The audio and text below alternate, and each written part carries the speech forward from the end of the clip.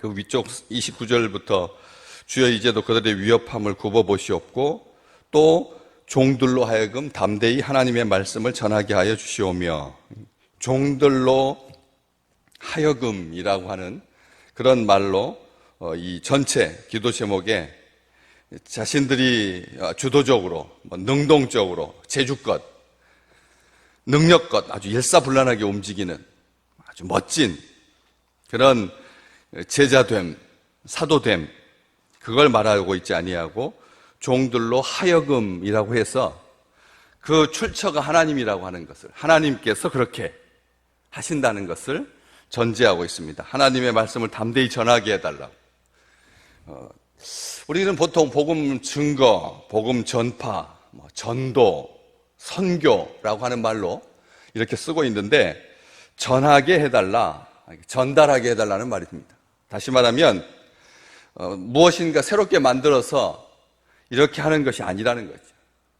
없던 것, 어떤 새 방법으로, 신기술로 그렇게 복음이 증거되는 게 아니라는 겁니다. 어떤 자기의 경험을 통해서 새로운 해석을 덧붙이는 것이 아니라는 거죠. 전하는 것은, 전한다라고 하는 말은 제대로 가야 할 곳으로 전달되는 것이 전하는 것이죠. 가야 할 곳으로, 제대로, 기간 내에. 이게 참 중요한 겁니다. 우리가 복음을 전한다라고 하는 말을 하면서 코로나 때문에 미뤄둔다, 이것은 사명을 감당하는 게 아닙니다. 우리가 코로나 때문에 약식으로 아주 간편하게 이런 식으로 복음을 전하는 게 아니다라고 하는 것이죠. 기도 중에 은밀한 계시를 받아서 특별한 환상이나 꿈을 자기 나름대로의 해석을 통해서, 해몽을 통해서 그렇게 해서는 안 된다는 것이죠. 전달이라고 하는 이 말, 이 요즘같이 배달이 많은 시대에 우리는 점점 더 이 전한다라고 하는 말의 의미를 더욱더 깨닫게 됩니다. 그래서 시간의 시점을 넘기면 안 된다는 것이죠. 제때에, 그리고 정해진 장소에 전달되는 것이 복음이고 하나님의 말씀이라는 거죠. 하나님의 말씀이 어떤 유효기간이 있어서 그 시점을 넘기면 문제가 발생하는 것은 아니지만, 그럼에도 불구하고 하나님께서 요나를 다시스로 보내서 제때에 니느웨 백성들이 멸망하지 아니하도록 하나님께서 명령하셨지 않습니까? 그냥 막연하게 기간을 두고 네가 평생 살다가 때가 되면, 네가 은혜 받으면 그때 가서 하나님의 말씀 전하라고 하지 아니하고, 하나님께서 그를 다그쳐서 그 풍랑이 있는 그 거대한 바다를 통과해서 미워하는 싫은 그 길인데도 하나님께서 가게 하셨지 않습니까? 그렇기 때문에 하나님의 말씀을 담대히 전한다라고 하는 말은 단순하게 용기를 의미하는 것이 아니고, 전한다라고 하는 그 말의 깊은 뜻은 주인이 명하신 그 시간, 그 장소, 그 사람에게 전하는 것입니다. 그냥 아무에게나 가서가 아닙니다. 하나님께서 분명하게 말씀하십니다. 오늘 또 사람을 만나게 할 거라는 거죠. 광야로 내려가라. 그럼 거기서 빌립을 만나리니. 광야로 내려가면 사람이 없는 곳이 광야인데, 광야에서 하나님께서 만나야 할 사람을 예비해 주신다는 거죠. 우리는 그런 자신감이 있어야 됩니다. 그리고 그런 기대가 있어야 된다고 하는 것이죠. 오늘 사람은 못 만날 것 같습니다. 아침부터 부슬부슬 비가 내리니까 오늘은 사람 만나지 아니하고 멍하니 하루를 보내고 그리고 잠들겠지가 아니라고 하는 것이죠. 그래서 하나님께서 예비하신 바로 그날이고, 바로 그 사람이고, 바로 그때인 것입니다. 항상 우리는 전하는 것, 요즘처럼 총알 배송도 하는데, 요즘처럼 새벽 배송도 하는데, 하나님께서 어떤 일을 이루시기 위해서 우리를 보내실 때는, 가라고 하실 때는 다 이유가 있다라고 하는 것이죠. 하나님께서 예비한 그 사람의 심령이 그때에 만나서 하나님의 말씀을 받아야지만 살 수 있도록 하나님께서 모든 상황을 조성하고 계시다는 겁니다. 그러니까 우리가 두려워할 게 아니죠. 우리는 그냥 전달하는 자인데, 이 물건이 상했으면 어떠나, 이 물건이 만약 받을 사람이 기분 나쁘면 어떠나, 이것은 우리가 걱정할 일이 아닙니다. 주인께서 아십니다. 주인께서 이 말씀을 가지고 그의 심령을 변화시킬 것을 우리 하나님이 계획하셨습니다. 우리 주님은 그냥 엉뚱한 곳에 배달하는 법 없습니다. 아무에게나 그냥 불특정 다수에게 아무 때나 그렇게 말씀을 전하게 하시지 않는다는 것이죠. 우리는 그런 마음을 가지고 사람을 만나게 되면 그때 그 말을 하도록 하나님께서 염려하지 마라. 그 입술을 주장하시는 하나님께서 주관하신다 하시면서 보내시게 한다. 그리고 전하게 하신다라고 하는 것이죠. 많은 사람들이 TV에 나와서 자기의 인생 그 아주 힘들었던 그 시점, 많은 사람들이 그 이야기를 하더라고. 지금 잘 나가서 그 사람들이 초청을 받아가지고 인터뷰를 하는 것이지만 그 인터뷰하는 것에 잘 나가는 것이 전부가 아니더라고. 수면 아래에 있었던 80%에서 90%가 넘는 그 어두운 아팠던 그 시간들 이야기하면서 꼭 이구동성을 하는 말이 있더라고요. 자기에게 그때 누군가 했던 그 말, 그 눈빛, 그 몸짓, 그 행동, 그 언어, 순간적일 텐데 그 평생 사람 살면서 그 시점이라고 하는 것이 뭐 만년도 아니고 아주 순간적이었을 텐데 그 순간에 들려줬던 그 말로 인하여서 내가 이 자리에 지금 있게 되었다. 그 말들을 다 하더라고요. 다 하더라고요. 하나님께서 우리에게 그렇게 하나님의 말씀을 담대히 전하게 하시는 종들로 하여금 그대로 우리는 말씀의 사람이고 우리는 복음의 사람이고 그래서 자기 경험, 자기 지식, 자기 지혜, 자기 통찰, 자기 해석 자랑하거나 주장하지 않습니다. 복음을 부끄러워하지 않는다고요.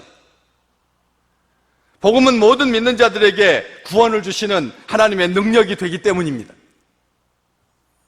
그렇게 사명을 말한 다음에 오늘 30절 말씀이 손을 내밀어서 병을 낫게 하시옵고 이렇게 말하고 있습니다. 복음을 전하면서 복음 전하는 것으로 딱 끝나고 또라고 하는 동등 접속사로 다른 항목을 위해서 기도하고 있지 아니하고 바로 그 종들로 하여금 담대히 하나님의 말씀을 전하게 하여 주시오며 라고 하고 엔드로 연결되어 있습니다.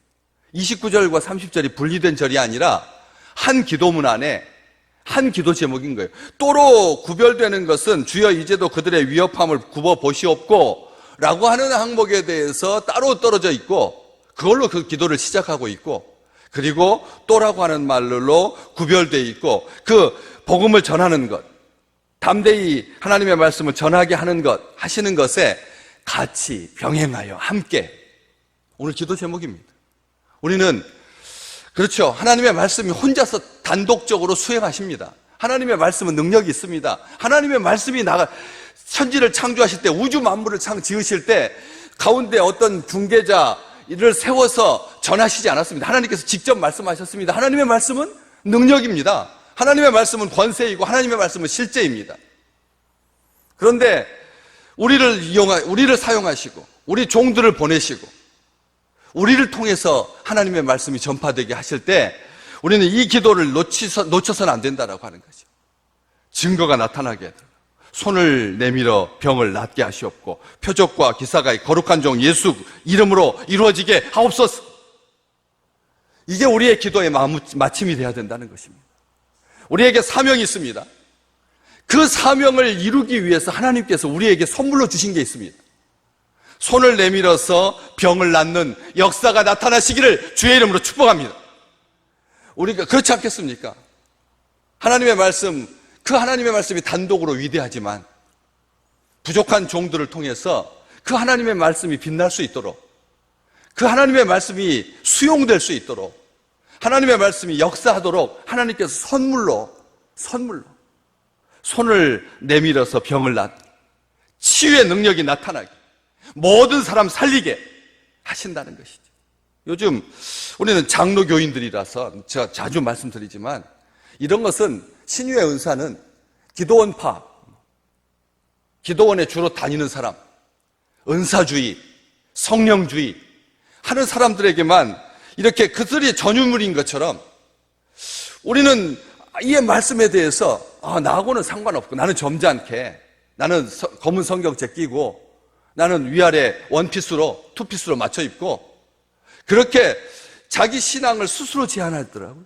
어디가 여기에 보시면 은사주의에게만, 성령 충만한 사람들에게만, 신유의 은사를 받은 사람에게만 전유물이다, 해당된다, 그들이 이렇게 구해라, 이렇게 되어 있나요? 교회가 이렇게 구했습니다. 이렇게 빌었습니다. 31절 말씀, 빌기를 다하며, 빌기를 다했습니다. 전심으로 하나님께 구했다는 말입니다. 병 낫는 것은 엄마가 기도하면 낫습니다. 할머니가 손 만져주면서 배 삭삭 문질러주면 금방 낫습니다. 알잖아요, 우리가. 어렸을 때부터 체험했잖아요.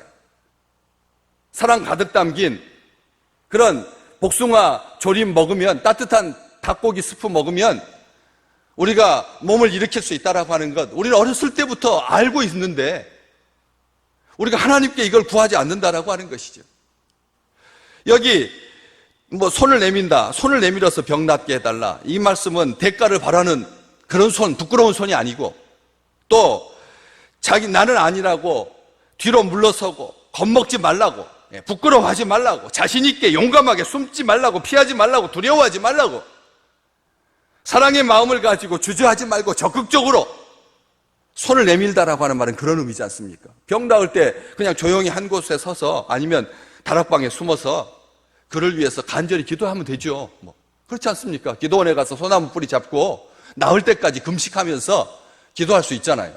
그런데 사도들은, 성도들은, 교회는 그렇게 기도하지 않았습니다. 은밀하게 낫기를 추구하지 않았습니다. 바라지 않았습니다. 정식으로 손을 내밀어서 다른 사람들 다 보게, 드러나게 손을 내밀었어. 손을 내민다라고 하는 이 말, 정죄하거나 누구의 죄 때문에 그런 거냐, 판단하거나 경고하거나 손가락질하거나 비웃지 아니하고 다정스럽게 부드럽게 비무장 상태로 따뜻하게 온유하고 겸손한 모습으로, 우리 주님처럼 주님의 이름으로, 주님의 권능으로 그렇게 병 낫게 해달라고, 그렇게 하는 것입니다. 특별히 손을 내민다라고 하는 말의 의미를 이 야고보 사도는 우리에게 분명하게 보여주고 있죠. 야고보서 5장 14절 15절, 주의 이름으로 기름을 바르며 그를 위하여 기도할지니 믿음의 기도는 병든 자를 구원할 것이다. 주께서 그를 일으키시리라. 손을 내민다라고 하는 말은 내가 주도적으로가 뜻이 아니라 손을 내밀어서 기도하는 거죠. 손을 내밀어서 기도하는 겁니다. 손을 내민다라고 하는 말은 따뜻한 악수, 따뜻한 배려를 의미하지만 더 깊은 의미로는 우리 주님과 같이 믿음의 기도를, 그래서 표적과 기사가 이루어지게 하시는 분은 주님이시니까 주께서 그를 일으키시리라. 오늘 우리가 병든 자의 기도 요청을 받습니다. 교회 지도자로 올라갈수록 병든 자의 기도 요청을 받습니다. 다 그 부끄러워합니다. 사실은 병들었다라고 하는 것이 내 죄인가 조상죄인가, 성경에서 그렇게 자주 말하고 있으니까 우리 스스로 힘들어합니다. 다른 사람들과 나누는 것 더더욱 그렇습니다. 코로나 시대이고 이제는 신방도 없고 기도도 없고, 그러니까 얼마나 안타깝겠습니까? 우리는 그래서 물어야 하는 것이죠. 요즘 몸 괜찮으냐고. 그러면 그런 마음이 열려서 나를 위해서 기도해달라고, 아프니까 힘드니까 이겨낼 수 있도록 도와달라고, 그런 요청들을 우리가 듣게 된다는 것이지. 그럴 때마다 오늘 또 외면치 마시고, 그것은 목사님이나 할 기도지, 자기가 아프니까 자기가 제일 잘하니까 자기가 기도하면 되지 라고 밀쳐두지 아니하고 진심 어린 마음으로 손을 내밀어서 믿음을 가지고 주께서 일으키실 것이니까, 우리에게 이 권세를 주시고 이 기도 제목 주셨는데 다른 사람에게 미루지 아니하고 우리가 손 내밀어 병든 자를 일으키는 역사와 표적과 기사를 우리의 삶 가운데 날마다 경험하고 고백하시기를 주의 이름으로 축복합니다. 오늘도 우리를 통해서 하나님께서 일으키십니다. 우리는 그런 믿음을 가지고, 믿음의 기도는 병든 자를 구원하리니 단순하게 일으키는 정도가 아니라 그의 심령을 하나님께서 붙잡아 주셔서 든든한 구원의 반석 위에 세우실 거라고 하는 선한 소망을 가지고 온전하게 기도를 다하는, 빌기를 다하는 우리 믿음의 식구들 되시기를 주의 이름으로 축복합니다.